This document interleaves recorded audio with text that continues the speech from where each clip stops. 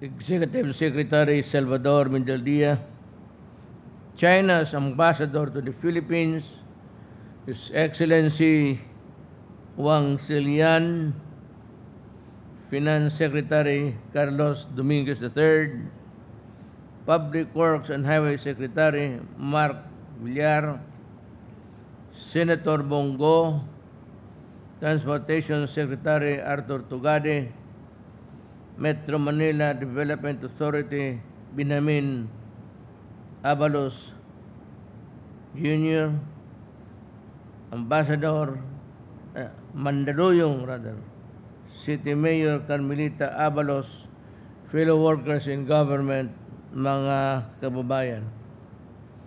You know, Secretary Villar just whispered that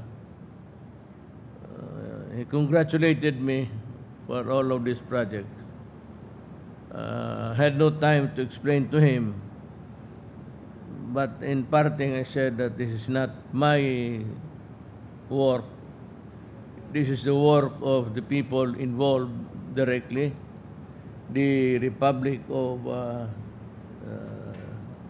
the People's Republic of China, who provided the money and the workhorse of the DPWH and its dedicated workers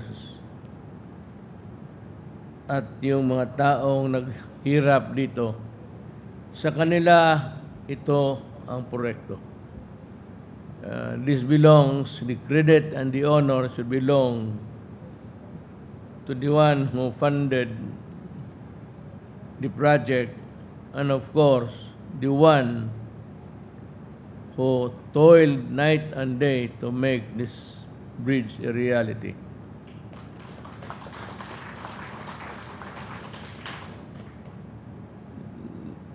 Workers on the way up of the echelons of government have nothing to do with this except maybe to supervise and from time to time ask the progress of the project in cabinet meetings.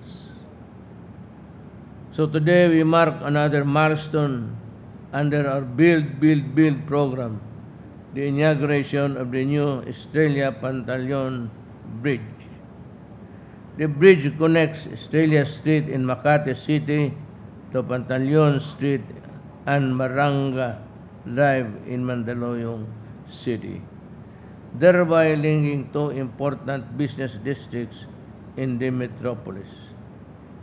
This two-way, four-lane, 500-meter concrete girder bridge was designed. Malayo ba ito dito? I would like to request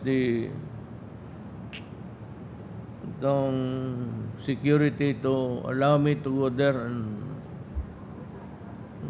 take a good look at the bridge. Hindi ko kasi nakikita yung mga project right after my speech. I am guided down towards the car or the helicopter and up and you go away. I never get a chance to see really the project, the beauty of the hands that made it. The two-way, four-lane, 50-meter concrete girder bridge was designed and constructed to become resilient against natural disasters. I would like to commend the Department of Public Works and Highways and its partners for its achievement, and a testament to the strong commitment of these administrations to improve mobility and promote ease travel among motorists and commuters in Metro Manila and its adjacent communities. I would also like to express our gratitude to the government of the People's Republic of China for financing the project.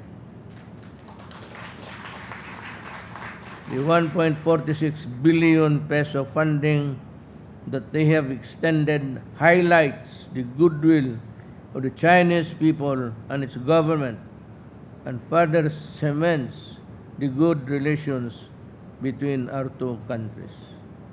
The new bridge will help ease traffic congestion among major thoroughfares in Metro Manila and will improve the mobility of people and goods between Makati and Mandaluyong. It will also support our efforts for a gradual reopening of our economy and improve the resilience of roads and bridges in Metro Manila against natural disasters. On this note, I wish to reassure our people that this administration remains faithful in realizing a safer and more convenient travel experience for everyone.